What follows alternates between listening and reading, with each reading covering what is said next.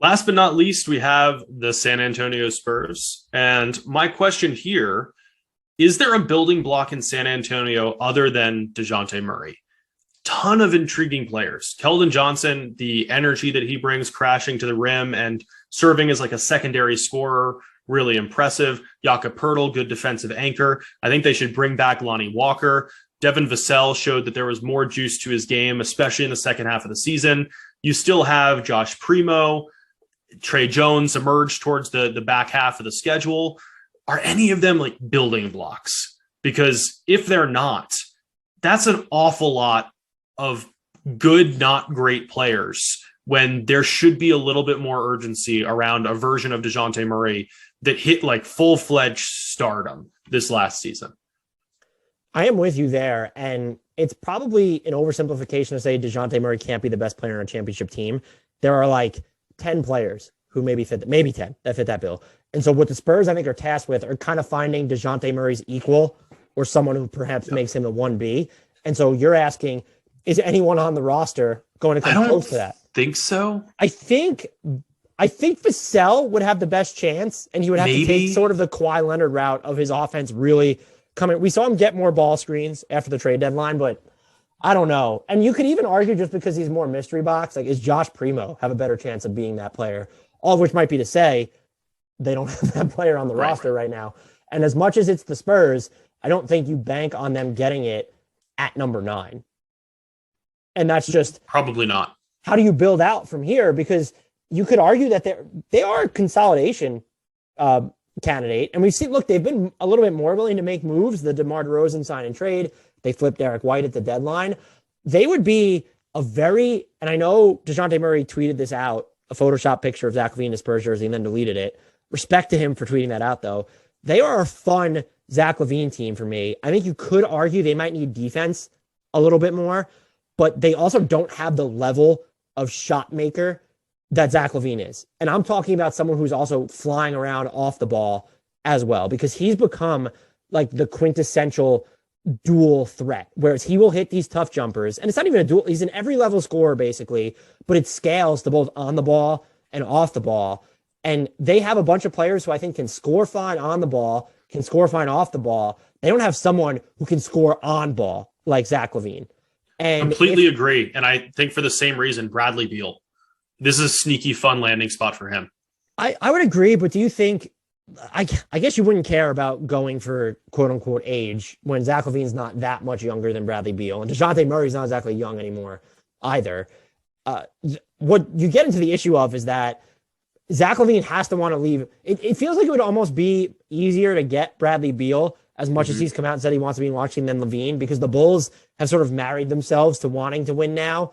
And so Zach LaVine has to really want out of Chicago, where I think there's a better chance. Doesn't mean it's likely that Washington could say, it's really time for us to go in a different direction, because we have the number 10 pick.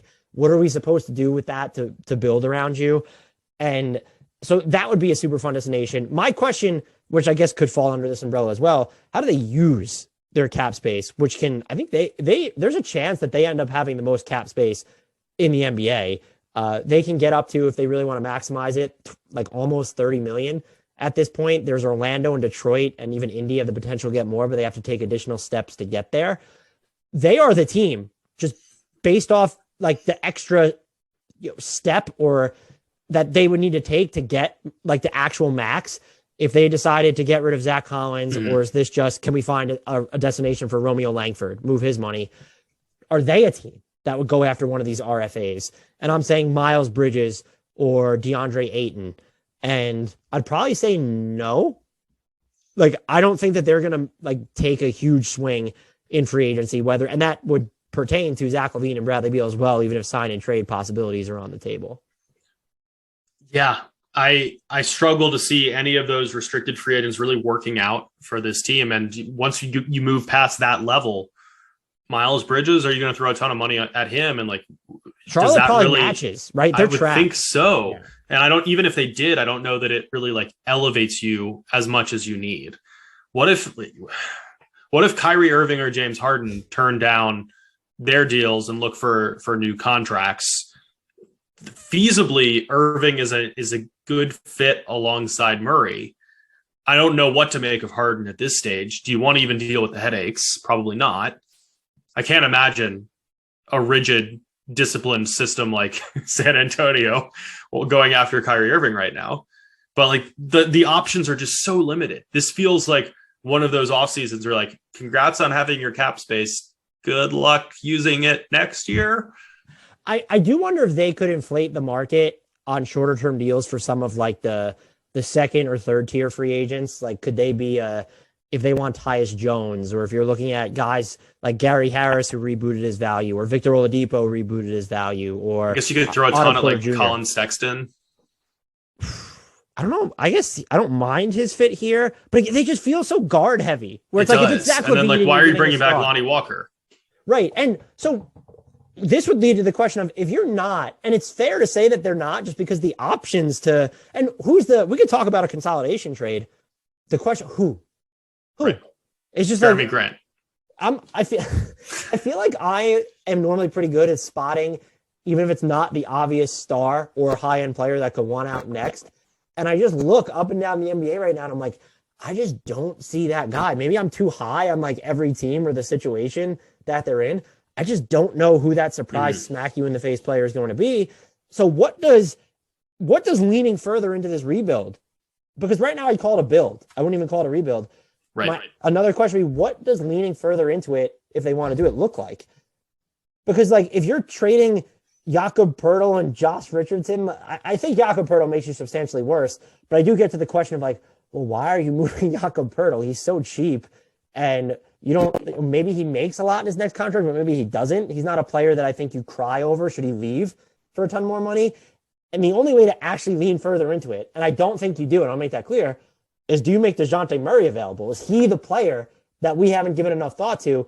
I just don't see them doing that to Pop, or even to him, because of how much they value the homegrown talent. They are maybe the toughest team to peg for the offseason. Just to look at, well, what are they? I know we just had what the fuck are the Kings going to do.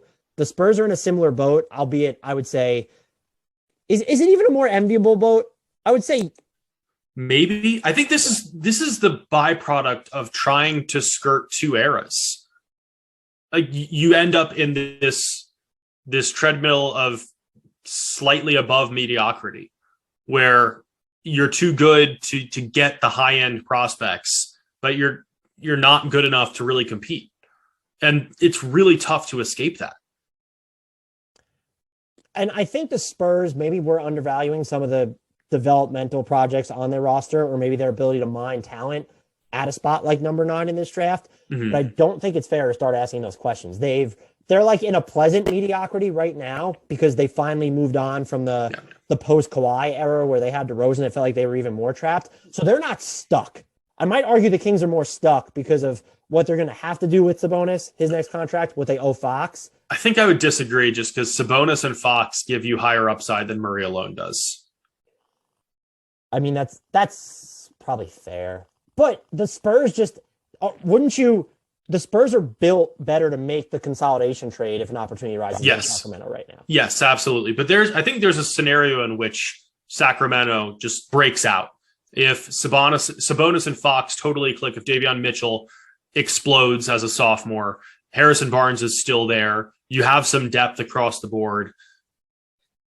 I don't think it's too far-fetched that they actually make some postseason noise. Wow. Unlikely. But I mean, if you're looking at like the distribution of outcomes, San Antonio probably has a higher median outcome, but it tails off a little quicker. I think Sacramento's like true peak rises a little bit higher than San Antonio's does right now. It's just unlikelier that it gets there. I'm going to throw very couple quick scenarios at you. If these opportunities arise, are the Spurs a good destination for these players? What if the Jazz or Hies are out? What if Donovan Mitchell becomes available? The idea of a Murray-Donovan Mitchell backcourt. I don't really love that one, just because Mitchell has become such a black hole on defense where just there's nothing there. What about Damian Lillard? If you can get him, go do it.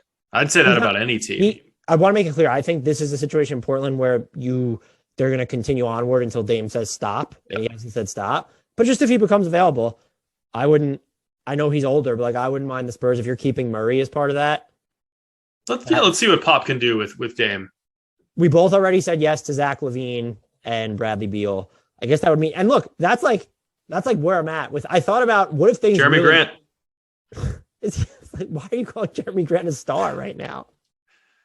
I don't know. The final one would be just, and I don't think you do it, but like, what if Phoenix is just like everything's gone to shit, and they're like, okay, Chris Paul is like, we're gonna move on from Chris Paul. He's great on the teammates. If you can get him without giving up like material value, I would love him in San Antonio as well. But you'd prefer Devin Booker if things are going to go upside down in Phoenix. Suns fans want to make it clear. I don't think it's getting to that point.